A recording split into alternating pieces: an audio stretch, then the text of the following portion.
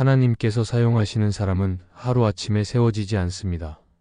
하나님은 반드시 준비의 과정을 거치게 하시고 그 과정 속에서 내면을 다듬고 믿음을 굳건히 세우십니다. 사람의 눈에는 그 시간이 답답하고 때로는 의미 없어 보일 수 있지만 하나님의 시선에서는 반드시 필요하고 귀한 과정입니다. 준비되지 않은 사람은 작은 어려움에도 쉽게 무너지고 사명의 길을 끝까지 걸어갈 수 없습니다. 그러나 하나님께서 준비시키신 사람은 고난과 상처와 외로움 속에서도 오히려 더 단단히 세워져 하나님께 쓰임 받는 도구가 됩니다. 그러므로 오늘은 하나님께서 준비시키는 사람에게 나타나는 영적인 특징이 무엇인지 살펴보고자 합니다. 첫째, 하나님께서 준비시키는 사람은 관계에서 상처를 받아도 하나님께 위로를 구합니다. 사람은 누구나 관계 안에서 기쁨을 얻고 사랑을 경험하지만 동시에 상처를 받을 때가 많습니다. 가까운 사람에게서 오는 말 한마디나 행동 하나가 마음을 깊이 아프게 만들기도 하고 그 상처는 쉽게 사라지지 않습니다. 때로는 상처가 마음을 무겁게 눌러 믿음의 길조차 흔들리게 합니다. 그러나 하나님께서 준비시키는 사람은 이 상처를 다른 방식으로 풀지 않고 하나님께 가져갑니다. 그들은 사람을 원망하거나 세상의 방법으로 위로를 찾기보다 오직 하나님께 눈을 돌리고 그분의 품에서 치유를 구합니다. 상처 속에서도 하나님이 주시는 평안과 은혜를 붙드는 것이 바로 준비된 사람의 모습입니다. 성경을 보면 한나가 그런 과정을 걸어갔습니다. 그는 가정 안에서 깊은 아픔을 경험했지만 그 마음을 억누르지 않았습니다. 그는 성전으로 나아가 눈물로 하나님께 기도하며 위로를 구했습니다. 하나님은 그의 기도를 들으셨고 아픔을 새로운 믿음의 고백으로 바꾸셨습니다. 상처가 단순한 아픔에 머무르지 않고 하나님을 더 깊이 만나게 되는 계기가 된 것입니다. 준비되는 사람에게서 나타나는 특징은 바로 여기에 있습니다. 상처를 당할 때 세상적인 방법을 선택하지 않고 하나님께 무릎 꿇는 자리로 나아가는 것입니다. 우리의 삶도 다르지 않습니다. 관계에서 받는 상처는 누구에게나 찾아옵니다. 믿었던 사람이 등을 돌릴 수도 있고 가까운 이로부터 이해받지 못하는 아픔을 겪을 수도 있습니다. 그때 상처를 회피하거나 억누르면 마음은 더욱 굳어지고 원망과 분노로 채워질 수 있습니다. 그러나 하나님께서 준비시키는 사람은 그 자리를 하나님께 맡기며 눈물로 기도합니다. 그렇게 하나님 앞에 마음을 토로할 때 그분께서 주시는 위로가 상처보다 더 크게 다가옵니다. 상처가 깊을수록 하나님의 은혜는 더 선명하게 경험되고 그 은혜는 다시 일어설 힘이 됩니다. 결국 하나님께 준비된 사람은 상처가 자신을 무너뜨리지 못하도록 하나님의 위로를 붙듭니다. 더 나아가 하나님께 받은 위로를 통해 다른 사람을 위로할 수 있는 사람이 됩니다. 관계 속에서 받은 상처는 끝이 아니라 하나님을 더욱 의지하게 만드는 통로가 됩니다. 이것이 하나님께 쓰임받기 위해 반드시 지나야 하는 중요한 과정이며 준비되는 사람에게 나타나는 분명한 영적인 특징입니다. 둘째, 하나님께서 준비시키는 사람은 주어진 훈련을 피하지 않습니다. 하나님은 아무도 준비되지 않은 채로 큰 일을 맡기지 않으십니다. 반드시 훈련의 과정을 통해 마음을 단단하게 하시고 믿음을 연단하십니다. 그러나 많은 사람들은 이 과정을 힘들어하고 피하려 합니다. 조금만 어려움이 다가와도 원망하고 포기하려는 마음이 앞섭니다. 하지만 하나님께 쓰임 받는 사람은 다릅니다. 그들은 훈련의 시간을 받아들이고 그 속에서 하나님의 뜻을 배우려고 합니다.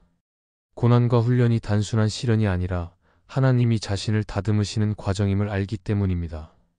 이스라엘 백성이 광야를 지나야만 약속의 땅에 들어갈 수 있었던 것처럼 준비되는 사람 역시 광야 같은 시간을 지나야 합니다. 광야는 불편하고 낯설고 때로는 고통스럽지만 그곳에서 하나님은 사람의 교만을 꺾고 마음을 낮추며 하나님만 의지하게 만드십니다. 모세도 미디안 광야에서 오랜 시간을 보냈습니다.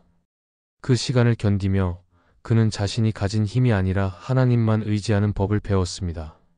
결국 이 훈련의 과정이 있었기에 그는 이스라엘을 이끄는 지도자가 될 수 있었습니다. 우리 역시 신앙의 여정을 걷다 보면 반드시 훈련의 시간을 마주합니다. 때로는 경제적인 어려움으로, 때로는 관계의 갈등으로, 때로는 내 마음을 꿰뚫는 고독으로 찾아옵니다. 그러나 그 속에서 불평만 하거나 도망치면 하나님이 의도하신 성숙으로 나아갈 수 없습니다. 준비되는 사람은 하나님이 왜 이 훈련을 허락하셨는지를 묵상하며 그 자리에서 배웁니다. 눈에 보이는 환경은 불편할지라도 하나님이 나를 다루고 계신다는 믿음으로 끝까지 견디는 것이 필요합니다. 결국 주어진 훈련을 피하지 않는 태도는 하나님께 준비된 사람의 특징입니다. 훈련은 아프고 길게 느껴지지만 그것은 하나님의 사랑이 담긴 시간입니다. 그 과정을 통해 마음이 단단해지고 믿음이 뿌리내리고 사명을 감당할 힘이 생깁니다. 하나님은 훈련을 피하지 않는 자를 귀하게 사용하시며 그 사람을 통해 하나님의 일을 이루십니다. 셋째, 하나님께서 준비시키는 사람은 외로움이 깊어질수록 더 친밀히 하나님께 다가갑니다. 외로움은 누구에게나 두렵고 피하고 싶은 감정입니다. 사람들과 어울려 지내며 위로받고 싶고 인정받으며 살고 싶은 마음은 당연합니다. 그러나 하나님께 준비되는 사람은 외로움의 시간을 다르게 경험합니다. 관계가 끊어지고 의지할 곳이 사라질 때 그 고독은 단순한 공허가 아니라 하나님께 더 가까이 다가가도록 만드는 기회가 됩니다. 외롭다고 느끼는 순간 하나님을 찾는 갈망이 커지고 그분의 임재를 더 깊이 사모하게 됩니다. 결국 외로움은 하나님과의 친밀함을 새롭게 세우는 특별한 통로가 됩니다. 다윗의 삶을 떠올리면 알 수 있습니다.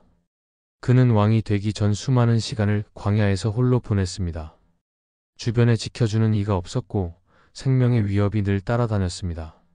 그러나 그 고독 속에서 그는 하나님을 노래했고 시편의 수많은 기도를 남겼습니다. 혼자였지만 하나님이 함께 하신다는 사실을 더욱 선명히 깨달은 것입니다. 이런 외로움의 시간이 있었기에 그는 왕이 되었을 때도 하나님을 의지하는 자로 서 있을 수 있었습니다. 우리의 삶에서도 외로움은 자주 찾아옵니다. 때로는 가정 안에서 이해받지 못하는 고독을 느끼고 때로는 사람들 속에 있어도 마음은 여전히 홀로 남겨진 듯 공허할 때가 있습니다. 그러나 그 순간을 세상적인 방법으로 채우면 더 깊은 허무에 빠지게 됩니다. 반대로 하나님께 그 외로움을 가져가면 하나님은 누구보다 가까이 다가와 주십니다. 그분의 말씀은 우리의 빈 마음을 채우고 기도 가운데 주시는 평안은 사람의 위로와는 비교할 수 없는 힘을 줍니다. 결국 하나님께서 준비시키는 사람은 외로움을 통해 하나님을 더 깊이 경험합니다. 외로움이 깊을수록 하나님을 찾는 갈망은 더 커지고 그 갈망은 친밀한 교제로 이어집니다. 사람을 통해서가 아니라 하나님을 통해 채워지는 위로를 경험할 때 그 사람은 준비된 하나님의 도구로 세워집니다. 그러므로 외로움은 저주가 아니라 은혜이며 하나님께 쓰임 받는 자에게 반드시 필요한 과정입니다. 하나님께서 준비시키는 과정은 결코 가볍지 않습니다. 상처가 찾아오고 훈련이 이어지고 외로움이 깊어지지만 그 모든 순간은 하나님께 더 가까이 나아가도록 이끄는 시간입니다. 결국 그 과정을 통해 우리는 하나님만 의지하는 법을 배우고 세상의 힘이 아니라 하나님의 은혜로 서는 사람이 됩니다. 그러므로 준비의 과정이 힘들게 느껴질 때마다 낙심하지 말고 하나님이 나를 다듬고 계신다는 사실을 믿어야 합니다. 그 믿음 안에서 끝까지 견딜 때 하나님은 반드시 그 사람을 귀하게 사용하실 것입니다. 이 말씀이 마음의 은혜가 되셨다면 좋아요와 구독으로 함께 해주시기 바랍니다. 또한 댓글에 아멘이라고 남겨주시면 이 말씀이 더 많은 사람들에게 전해질 것입니다. 여러분의 삶에 하나님의 평안과 축복이 늘 가득하시기를 바랍니다. 감사합니다.